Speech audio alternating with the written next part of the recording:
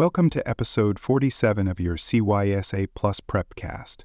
Today we explore the essential discipline of closed-source threat intelligence and secure information sharing. As the cybersecurity landscape becomes increasingly complex and hostile, organizations are placing more value on high-fidelity intelligence that is timely, specific, and exclusive. Closed-source threat intelligence offers analysts a deeper and more accurate view into adversary tactics and campaign strategies, often before such information becomes public. Mastering this area is critical for real-time threat detection, long-term strategic planning, and your readiness for the CYSA Plus exam. Let's begin with a clear definition. Closed-source threat intelligence refers to data and insights acquired from non-public, restricted access sources. These include paid services, private sector intelligence communities, government partners, and trusted vendors.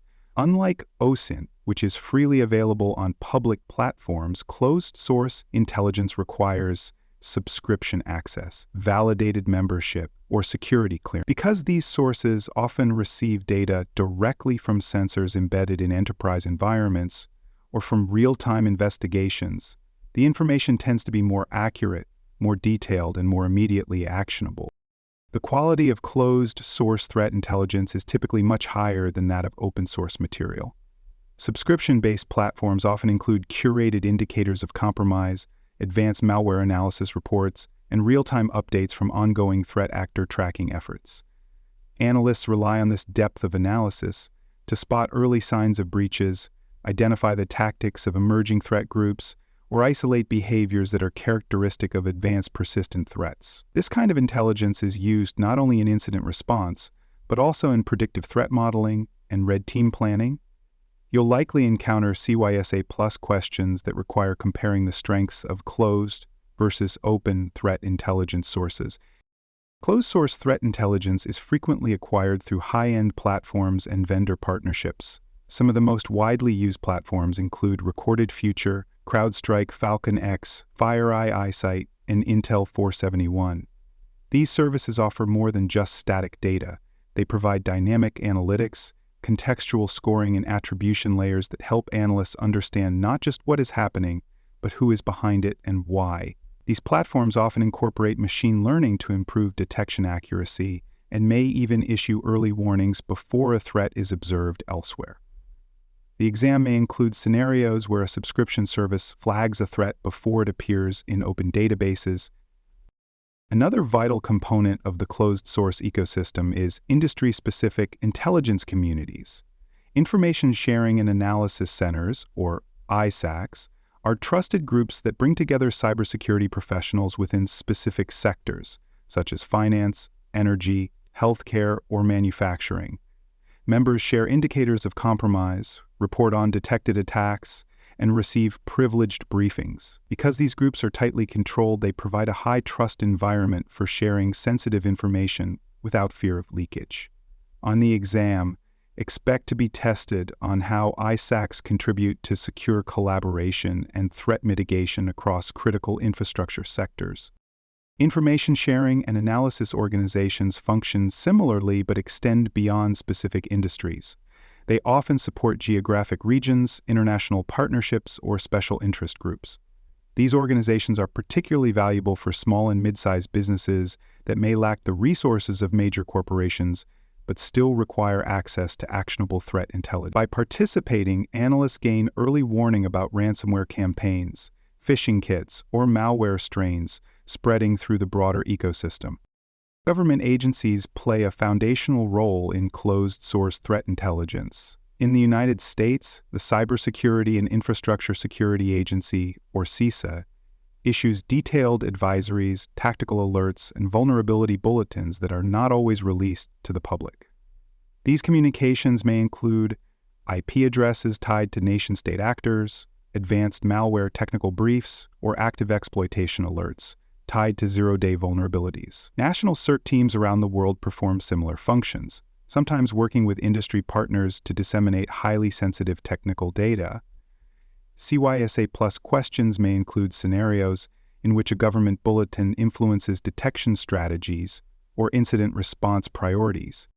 One of the most valuable aspects of closed-source intelligence is advanced threat actor profiling. Analysts gain access to detailed breakdowns of adversary campaigns, including infrastructure components, known command and control domains, and favored exploitation techniques. These profiles include behavioral patterns that analysts can correlate against internal telemetry, dramatically increasing detection rates and reducing false positives. On the exam, you may be asked how to use a threat actor profile to prioritize threat hunting tasks or interpret an alert generated by an EDR system. Another core benefit of closed-source intelligence is its role in proactive defense. Because this data often identifies threat behaviors before public indicators emerge, analysts use it to anticipate attacks. For example, if a vendor alerts clients that a specific domain is associated with an emerging phishing campaign, analysts can block the domain in advance or scan for previous communication attempts. This capability reduces mean time to detect and helps prevent breaches altogether. Expect exam questions that involve acting on early-stage threat intelligence to protect high-value targets. However, even closed-source intelligence must be verified before deployment. Analysts apply the same discipline to validate closed-source indicators as they do with open data. They examine consistency across multiple sources, compare findings with internal telemetry, and confirm relevance to their organizational environment. High subscription costs do not guarantee accuracy, and blindly trusting third-party alerts can lead to misdirection or unnecessary operational stress. The CYSA Plus exam may test your ability to distinguish between verified intelligence and unvalidated claims, even when both come from closed ecosystems.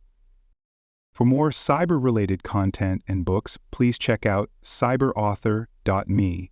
Also, there are more security courses on cybersecurity and more at baremetalcyber.com.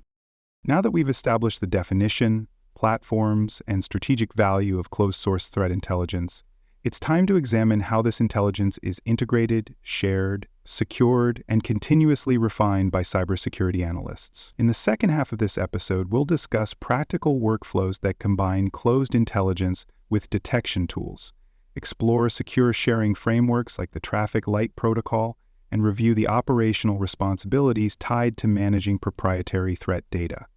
These topics are foundational for analysts operating in regulated or high-risk environments and will help prepare you for nuanced questions on the CYSA Plus exam. Closed-source intelligence becomes significantly more valuable when integrated into real-time detection systems. Analysts use APIs and custom connectors to feed intelligence into security information and event management platforms, endpoint detection and response solutions, and network detection tools. This allows automated enrichment of internal alerts with proprietary threat data.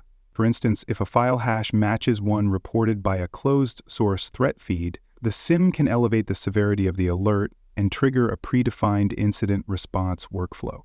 The CYSA Plus exam may ask how to operationalize closed threat feeds in your environment and evaluate their impact on automated triage. To facilitate the secure exchange of sensitive threat information, analysts follow structured sharing frameworks. One of the most common is the traffic light protocol. TLP is a classification system that defines how threat data may be shared. TLP Red indicates highly restricted data, TLP Amber allows for limited internal sharing, TLP Green supports community-wide distribution within a sector, and TLP Clear indicates the information may be shared publicly. Analysts use TLP labels to avoid accidental exposure and ensure regulatory compliance. Expect exam questions that challenge your understanding of how to classify and share intelligence under TLP guidelines. Secure communication channels are critical when working with closed intelligence. Analysts participate in encrypted mailing lists, secure collaboration platforms, or private threat intelligence portals provided by vendors or government agencies. These channels allow for timely delivery of indicators, technical bulletins, and tactical alerts without leaking sensitive data to unauthorized parties. Whether it's receiving a new malware signature or a classified zero-day vulnerability notice, analysts must adhere to strict access control protocols. You may see exam items involving secure sharing environments and how they protect against data leakage. Sharing is not just about receiving information, it's also about contributing. Analysts play a crucial role in improving the security posture of their community by sharing verified IOCs, malware samples, and breach insights. Within trusted circles such as ISACs or ISAOs, organizations disclose detected activity to warn peers and collectively adapt defense mechanisms. Proactive sharing reduces the effectiveness of attacker reuse and accelerates community-wide defense. They build defensive apparatuses that target infrastructure and defend. On the exam, you may be asked how to securely disclose intelligence findings or which channels support timely information dissemination among peers. In addition to community forums, closed intelligence often extends to confidential briefings, classified webinars, or invite-only working groups. These platforms provide insight into emerging adversary tradecraft, zero-day exploit activity, or geopolitical threat trends. Attendance may require background screening, non-disclosure agreements, or organizational vetting. Analysts use these forums to align their defensive strategies with emerging risks and gain insights unavailable from open sources. CYSA Plus questions may challenge you to apply intelligence from high-trust briefings into organizational detection or planning strategies. To manage the volume of closed-source intelligence, analysts must prioritize what they act upon. Not all intelligence carries the same weight. Analysts evaluate relevance to their environment, the specificity of the indicators, and the threat's operational stage. For example, a vague reference to credential stuffing in another region may be deprioritized, while a targeted spear-phishing campaign against your industry should be escalated. Analysts use tagging, scoring, and context matching to help rank incoming intelligence for actionability. You may be asked on the exam how to apply prioritization models when using closed threat feeds. Documentation is essential when using closed-source intelligence. Analysts must track the origin, classification, confidence level, and action taken on each intelligence item. This supports regulatory audits, internal post-incident reviews, and knowledge management. For example, if a domain from a closed feed is blocked in your firewall, the documentation must show who sourced the data, when it was validated, and what impact was observed. The CYSA Plus exam may include scenarios involving incomplete documentation and test your ability to correct or enhance threat intelligence tracking practices. Due to the sensitivity of closed-source data, strict security controls must be applied. Analysts store intelligence in encrypted repositories, restrict access based on roles, and log every read or write action for audit purposes. Many platforms offer automated controls for managing classification, alerting on unauthorized access, and enforcing data retention policies. Failure to safeguard closed intelligence can result in regulatory violations or loss of trust within sharing community. You'll likely encounter exam questions that ask how to secure proprietary thread data in compliance with security policies. Like all components of cybersecurity, closed-source intelligence programs benefit from feedback and refinement. Analysts solicit input from detection teams on the value of specific indicators, assess alert quality over time, and adjust filtering rules or integration points as needed. They also review past incidents to determine whether early warning signals were available in their closed intelligence feeds but missed operationally. This closed-loop learning ensures that the intelligence program evolves and remains aligned with operational goals.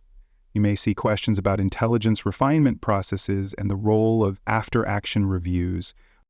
Lastly, analysts must always remain ethical and legally compliant when handling closed-source data.